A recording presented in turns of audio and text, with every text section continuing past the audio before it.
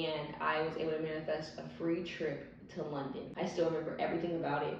It was literally beyond me. So many things could have went wrong, but everything went right.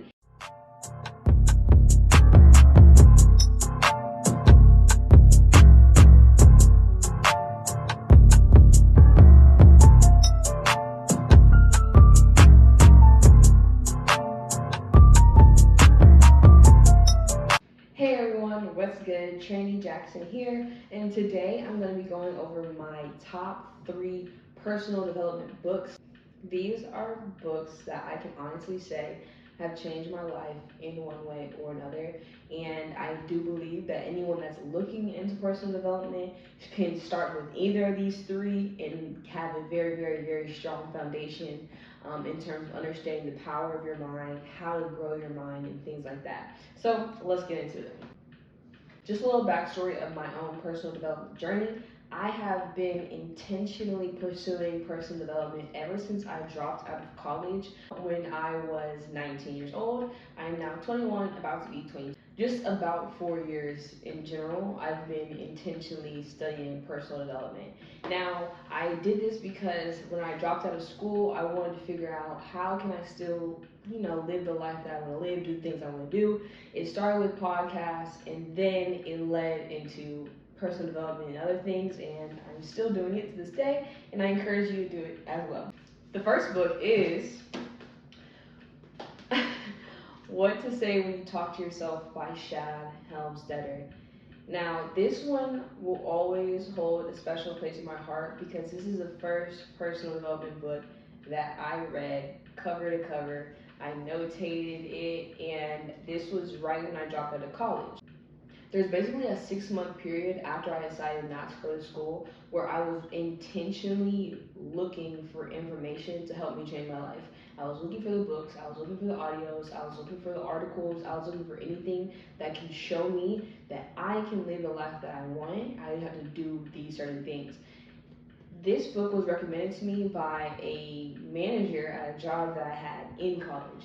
I remember I was 18 years old. I was working like a sales job, and sales is very mental. So he said this is a book that he read, and da da da. At the time, I didn't get the book because I was still in college. I really didn't see the point of me going out of my way to read it, so I just kind of brushed it off. It wasn't until I dropped out of school that I was thinking about what I could be reading to help me, and I was like, you know what? He recommended this book. I mean, even though I didn't like the job, period, he was still a great guy and he was successful in his own way. It was the first time I was introduced to the concept of self-talk. So this goes into simply what to say when you talk to yourself. It's in the name. And it talks about how important it is to constantly speak positively about yourself. And I want to read y'all the part of this book that literally stuck with me. It was at the chapter 2, chapter 3. It was in the very beginning of the book where I read that, I understood it, and I knew that this book was going to be powerful and it was going to be important. A lot of personal development is going to be very similar because the information doesn't change. You're always going to stumble upon a couple concepts that you haven't heard before that are just really, it makes the whole book worth it. And this is one of those concepts for me. The whole premise of this book is programming your mind to naturally think positive, and it compares your brain to a computer, and how the same way you can reprogram a computer, you can reprogram your mind with the right thoughts, actions, things like that. So this is just page 75 of the book, and I remember reading this, rereading it, highlighting it, noting it, and realizing that this is something that I do on a daily basis without even realizing, and you probably do it as well. It breaks down the levels of self-talk, and basically is going to go from the level 1, which is not serving anyone, basically telling yourself, I can't do this, I can't do that, I'll never do this, I won't be able to do that. It's naturally just going against yourself, speaking down to yourself before even trying anything. Of course, that's level 1 because that's the worst level. You're just openly telling yourself that I don't believe in you, and if you don't believe in you, who will? But level 2 is what got to me because this is a level that you could be doing it and you won't even realize that it's negatively affecting you, and it's pushing you back, and you're hindering yourself in a very, very slight way. So, level 2 of self-talk, the level of recognition and need to change. Let's get into it. I'm just gonna read this for you so you can have this with you, okay? In this level of self-talk, we are stating to ourselves and to others our recognition of our need to change. Level 2 self-talk is characterized by words such as I need to, I ought to, or I should. Why does that work against us? Because it recognizes a problem but creates no solution. When you say to yourself or to someone else, I really need to get more organized, what are you really saying? You're really saying, I need to get more organized, but I'm not. I really should try to get to work on time. I've just got to lose some weight. I really need to cut down on my smoking. I've got to do something about that. I really ought to take more time with my kids. I know I should study harder. Anytime you hear yourself saying these things, finish the sentence. Finish the sentence with, but I'm not. Your self-talk then becomes, I'd really like to earn more income, but I'm not. I wish I could, but I can't. I know I need to take care of that, but I'm not going to. I ought to call home more often, but I don't. I'd like things to work out better, but they won't. This level of self-talk creates guilt, disappointment, and an acceptance of our own self-imagined inadequacies. Any and everything you say to yourself, you're listening to. And I really sat with that concept and I thought about it, and I'm like, you know what? You're 100% right. I'll say I need to do this, I need to do that, and I still won't take any steps towards actually getting it done. But the next time it comes around, I'm gonna say, oh yeah, I need to do that. I need to do that. But I'm not going to. So that on page 75 was when I realized that this was a really good book, and I finished it. It talks a lot about self-talk and simply what to say when you talk to yourself. Anyone who really has trouble having a positive self-image, this is honestly a great place to start. So, 1. Book number 2 is actually, I actually have in audio form. So book number 2, I never actually read physically. I listened to it over and over and over and over and over again for the period of 4 or 5 months, and I loved it so much that I was telling other people to read it. I was encouraging other people to read it. They were reading it, they were listening to it, we were all listening to it at the same time. It is called The Magic of Believing by Claude Bristol. This book really taught me the power of my mind, my subconscious, and how much it could truly do. The power of manifestation. The first book taught me more about how to talk to myself and believe in myself. This book showed me that anything I want in this life, I can truly have. As long as I focus on it, I desire it, I think about it constantly, I speak it into existence, and I have, belief in my heart. I listened to this book over and over and over again, and as you listen to it, it basically tells you stories and gives you examples of people who are able to do things in their life by focusing on what they wanted, by speaking what they wanted, by having positive thoughts, by manifesting. And it gives you so many examples of this happened, this happened, this happened to her, this happened to her, this happened to her, that you start to think, well, why can't I do that? I mean, I could do that, can't I? I took that same belief, that same information, I listened to that book and nothing but that book for 3 months straight in my headphones, in the car, and I was able to manifest a free trip to London. Free trip. I cannot make it up. I told the story to numerous people. I made a video on the story, but I think I'm gonna make an updated one. So if you want to hear the story, let me know. I still remember everything about it.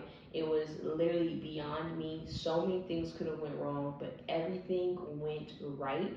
And that type of faith, that type of belief, it came just from me studying the magic of believing. You have to really study these things so you can really have enough knowledge to understand that there's no reason that this can't happen for you.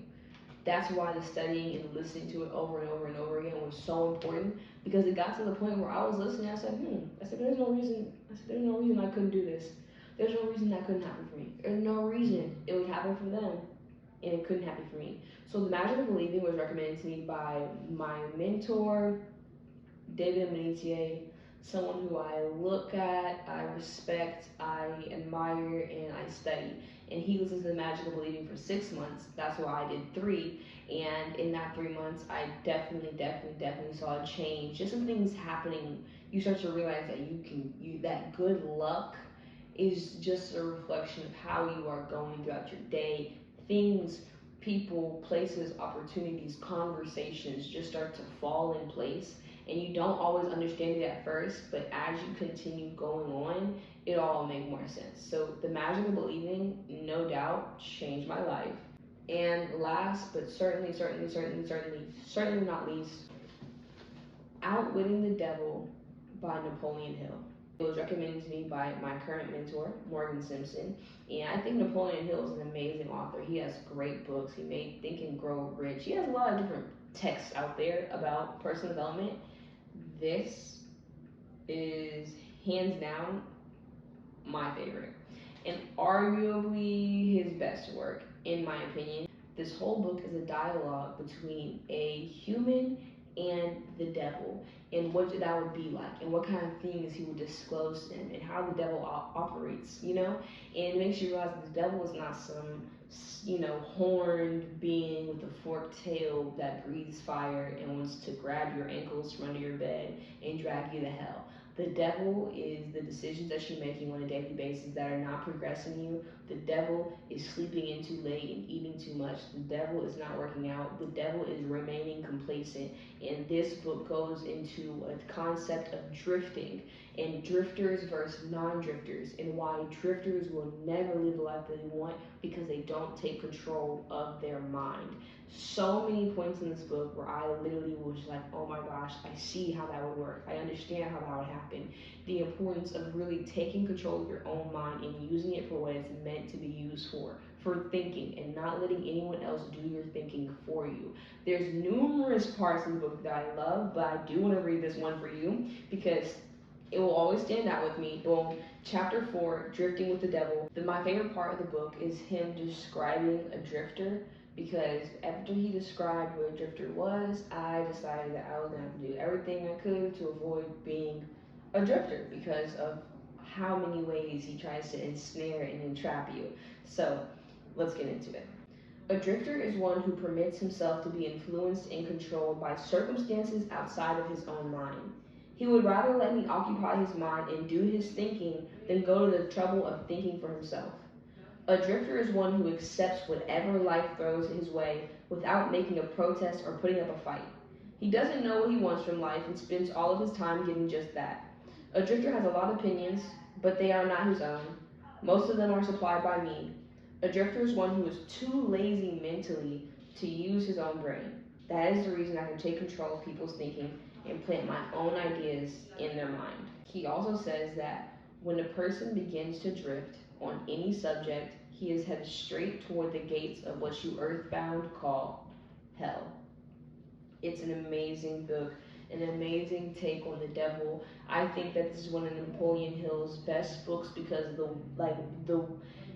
the way he breaks things down, your mind has to go to a different level. I know he was placed on this earth with a purpose because the information he left here is just second to none. I have not read anything like this. A dialogue with the devil, you will not find anything like it. I will still reread it over and over again because of how powerful the information is.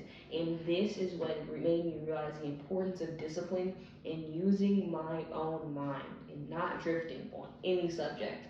So I hope these 3 books, if you do decide to read them, have some impact on your life. And if you've already read them before, go in the comments. Let me know what your perception is of any of the 3 books that I mentioned. And if you decide to get one, then let me know what you thought about it. The personal development is something that you really should pursue constantly. There's always going to be new information to understand, and there's always going to be different ways to grow. So you got to start your journey somewhere and stick with it. But I want to thank you all for watching this video. Make sure you like, comment, and subscribe for the next video coming up. And if you want more personal development content, go drop in the comments what else you'd like to see. Bye.